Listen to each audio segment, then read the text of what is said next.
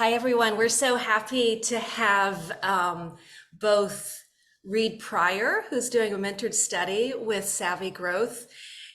He's a psychology major at Harvard and is a member of Ellen Langer's lab. And also, he is a student athlete. And in being a student athlete, he also has brought to us today Graham Blanks, and he'll be having a discussion with Graham on a number of topics. So, Reed, do you want to take it away? Yes, thank you, Grace. I have the pleasure of introducing my teammate Graham, whose accolades are almost too numerous to name already. Uh, he is a five times Ivy League champion, the Ivy League record holder in the indoor mile, 3,000 meters and 5,000 meters.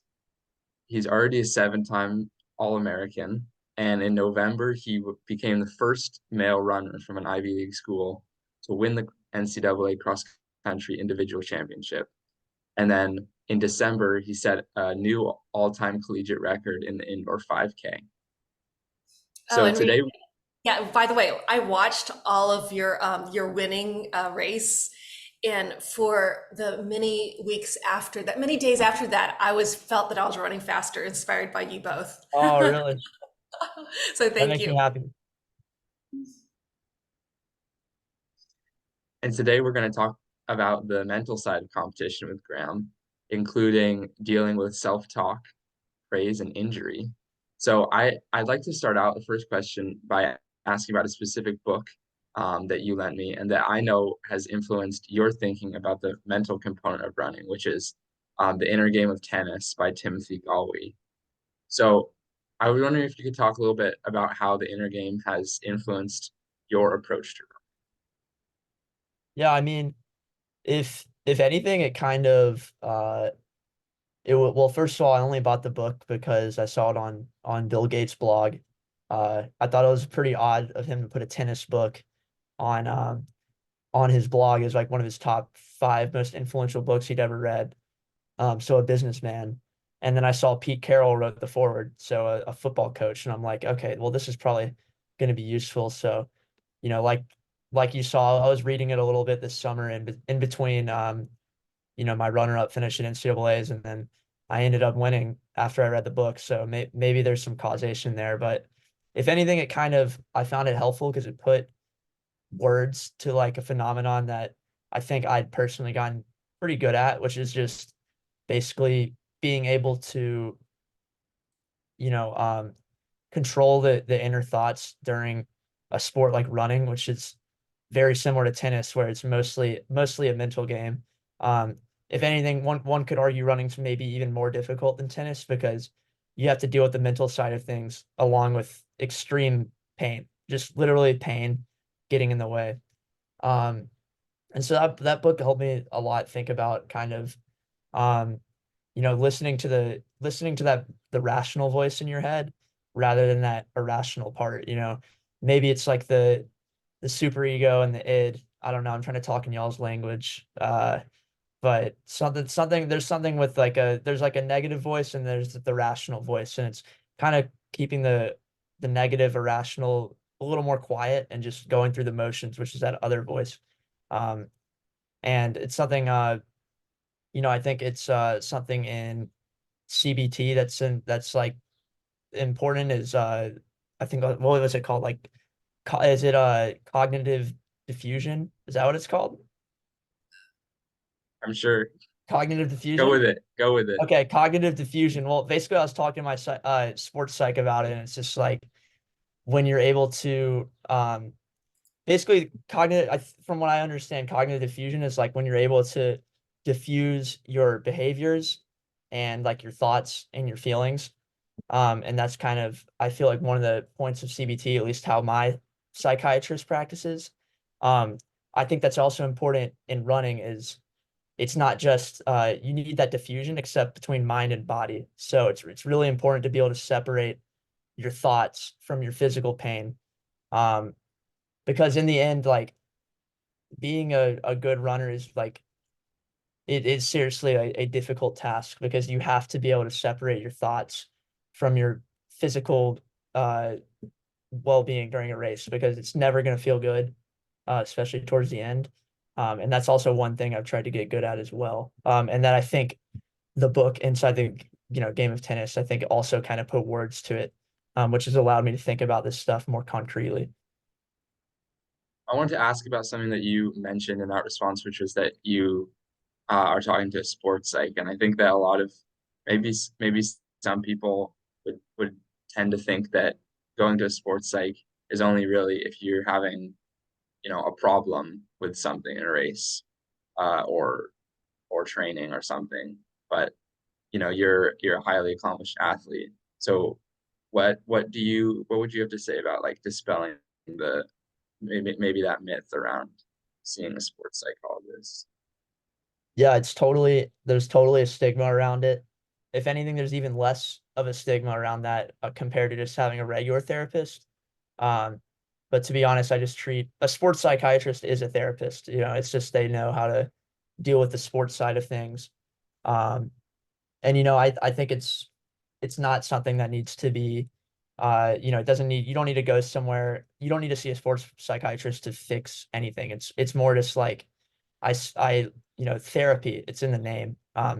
So like yesterday I do my physical therapy, just like, and then sorry, let me restart. Basically, like yesterday, I treated like a day where I'm just taking care of my body. So like yesterday, 2 o'clock, I had my therapy session for 45 minutes with my sports psychiatrist. That's therapy for my mind, my emotions. I'm trying to get stronger to be able to, understand my emotions, control them better. Once I got out of my sports psych session, I went straight to the training room and did my physical therapy for about 45 minutes. And I really see no significant difference between the two. It's just working on different parts of the body and of the game. Um, and it's I think it's really important to have that a lot of people call it prehab when you're doing physical therapy for stuff that doesn't need to be fixed. I think it's the same way with a sports psychiatrist. And it's been really helpful to have like while I've been injured, because that's something I've been talking a lot about with my psychiatrist, like how to deal with it, how to deal with thoughts about the future. um but I already like yesterday I've had no issues, and I still went into my psychiatrist meeting and just talked, because there's nothing to fix, but it's important to keep working on those things, strengthening, preparing for the future. Yeah, and I think that really speaks to how interconnected the mind and body are, and sort of the need for what you were mentioning earlier about that separation or that dissociation. Um, the next question I wanna ask, because you mentioned one of the important concepts that you took from the inner game was about controlling or regulating your inner thoughts, or another term for that is like your self-talk. So a lot of athletes will use self-talk as a strategy to push through tough moments. Um, have you ever found this technique to be counterproductive in any way? Yes, I totally think self-talk isn't really something that I'm good at or use when I think about the races I've done. For the most part, it's just mitigating the negative self-talk rather than, adding productive self-talk. Because for the most part, like, you can't lie to yourself. It's very difficult to lie to yourself and to like take what that self-talk is saying and like take it seriously. Um, like for example, I could go into a race and be feeling really bad, and I'm halfway through and like I just try to throw a bunch of positive self-talk at me, like you're feeling good, like you're all good, you're all good, even though I'm not. And that just doesn't work for me. I can't tell myself things that I know aren't true. Um, what I can do, however, is just get used to like those feelings during the race. I've raced a bunch of times. I know where it hurts. I know when it's gonna start to hurt. Um, and so just kind of being rational and pragmatic about things, like you've been here before, like it's gonna hurt right now, like you'll be fine. More like, yeah, more like kind of like you'll be fine. Um, but for the most part, it's mitigating negative self-talk. And like I tell everyone this because people find it hard to believe, but every race this last cross country season, it's the gun goes off and it's the first 30 seconds, first 200 meters. And every single race I had, which I won every single one of them, I was telling myself, it's not your day. You don't feel good. Like, you're not going to win this race today. It's okay. Like, you'll get it next week, like whatever. Just all going through my head, first 30 seconds, like sprinting with everyone. And it makes sense because that's like the most uncomfortable part of the race is running all out when you still have 20 to 30 minutes in front of you. Um, and so that's kind of like a voice I've had to get used to, and one that, I like it's almost to a point where it's comforting now, because I know that, I'm doing the right things. I know this is like normal. I've been here before. And it's once again, it's kind of like that cognitive diffusion. Like, I don't want to allow those voices and those emotions to control what I'm doing because I know, they are irrational because I've been there before and that's just how races go. And I think that's pretty powerful to hear for other athletes that, the NCAA champion has those moments of doubt because I think many, if not most people experience those feelings of doubt, but um, that's pretty cool to hear that you've been able to overcome that.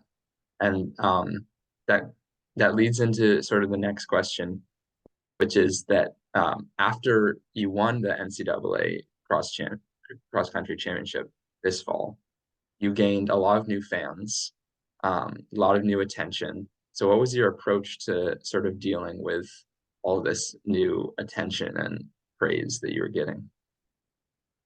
Yeah, I certainly was not media trained, no PR team, so I didn't really have much structure to deal with that. But I always wanted to be uh a guy that, responded to every message, responded to every letter. Like if someone asked me to run, like I'll go out and run with them. Um, but which I had been for the most part for the past couple years, because I didn't have that much attention. So if someone wanted to run with me, I would always accept it. But um, it did kind of suck at first, like transitioning to having a lot more attention on me and a lot more requests from people, and um, I had to learn to basically just kind of like turn stuff down after a while, which really sucked.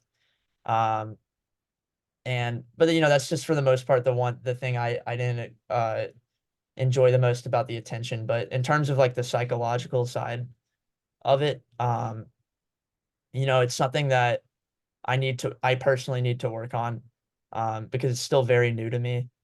Um, it's very easy to get caught up in things that people are saying about you, and you know there's just like it is a lot to it. However, it's just kind of like this is all off the course, but on the course I found that for the most part, it's something that I now I don't really have an issue with, and if anything, it makes me more excited because I know when I'm on the start line, like I know there's a lot of people that are, maybe at the track or the course to watch me, or that are watching me on TV. And I know that I can like inspire people. And that's the main reason I like running still, is I can kind of be like an artist and put on good races, and hopefully make people feel certain ways. Because trust me, if I could write poetry or write music or something, I would do that, but I don't have that ability. So to be able to have a bunch of people that care about what I'm doing now is pretty cool. And when you receive praise on one hand or criticism on the other, because you've received both, how do you how do you ensure that it doesn't sort of disproportionately affect your confidence or your self-worth? So like either inflating it or deflating it in the case of praise or criticism. Yeah, I mean, I like to believe that like this is one thing I was talking about a lot in like post-race interviews this fall. Was I was reading a book by Carl Sagan, which was just like it was called The Pale Blue Dot. I'm sure you heard me talk about it a bunch, Reed, but that was something I kind of like went back to, and it's like kind of a nihilistic approach, just like basically like any of the criticism or praise I'm getting is just based off running. And to me, I love running, but in the grand scheme of things, it's not really that big of a deal at all. Um, I would think about Carl Sagan's that book and how we're all just on this tiny pale blue dot suspended in space where, everyone we've ever known has lived and died. And one day it's all going to turn to dust anyways. So there's no reason for me to really get overly emotional over any criticism or praise because I'm simply running and that's that. Um, I make mistakes and I might run good races, but the external praise and criticism isn't something that should really define who I am. Just because I'm running. That's that. I'm just a runner. I'm not sure if that answered your question, but for the most part, like I Yeah, try not to let the external like praise or criticism really like affect me. And I think I've done a good job, but who knows? Who knows? and that's the philosophy major in you coming out there. Yeah, right. Um, and then this is sort of another related question about this balance between two opposites. So many people would describe you as humble, and it's also true that you have to think very highly of your own capabilities in order to win the races that you have and reach the level that you have. So how do you, and you've already sort of touched on this a little bit, but how do you strike that balance between self-affirmation and Yeah, yeah, humility? yeah. Um, Yeah, that's also something else that people, get surprised by is like, when I came in as a freshman, I thought that I could win the NCAA championship right away, like right away. And my first race, I got sixth place at like a tri meet between Harvard, Yale, and Princeton, and I still thought I could win the whole race, like NCAA's when the time came around. Um, like I told Coach Gibby, I think like last year, before I'd ever won anything, that I wanted to, the next year I thought that I could win NCAA's and I thought that I could be the first NCAA athlete to break 13 in the 5K. And I didn't quite get the 5K, but I got really close. And, if I told people outside of Gibby my goals at the time, they would probably think they're absurd. But you kind of have to have those really big goals to work towards, I think. Um, and that also comes with the confidence is I'm very confident going into every race. Even right now, like I'm injured right now, and I still think that I have to have that unwavering confidence that when I come back, I can still beat people that have a 2 month head start on me. And I try to embrace it and for the most part, it's just proving these things to myself because I want to do things that make me feel strong. Um, and yeah, for the most part, it's just I have this confidence, but to a certain extent, there's a difference between confidence and belief. Um, and I think that's what changed this year is that some of that confidence started to manifest into belief, like belief that I can actually, win a race or run this fast. Whereas in the past, I was confident and I was willing to put myself in those positions to have, an opportunity to like win NCAAs or run fast, but never really believing it. But this year, like once you can turn some of that confidence into belief, then that's when you start going through the motions in the middle of a race that you might not have been able to otherwise because you believe like this is how I have to this is how I have to do like this section of the race if I want to win it. Um, or like, just believing in yourself and believing that that physical pain that you're feeling in the middle of a race, like this is fine. Everyone else is feeling it. Like I can push through.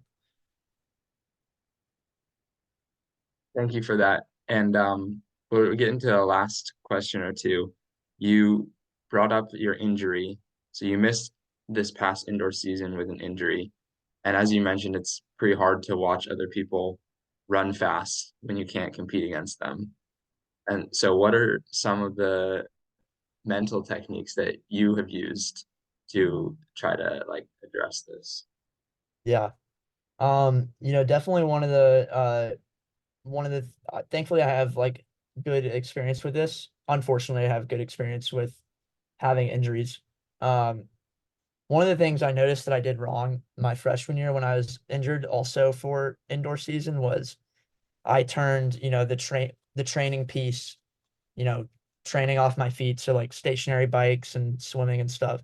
I turned that into something emotional and where I could kind of like hide my feelings and just kind of like be pitiful.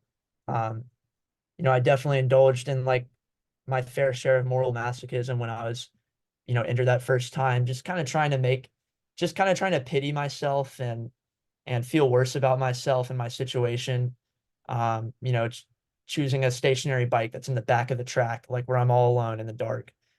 For some reason, it made me feel like I was better than others, or like I was challenging myself. When in reality, it was just making myself more miserable. Um, and so this time around, I tried to make the cross training stuff.